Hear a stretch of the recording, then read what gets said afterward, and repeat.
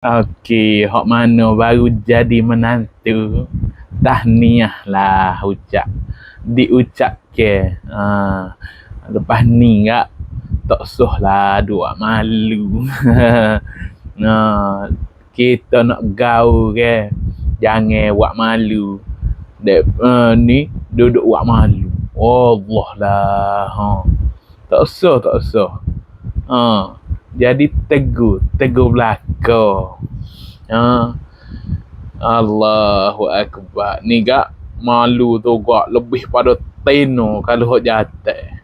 Kalau hok teno gak lebih pada orang tak nikah, anak dara gitu.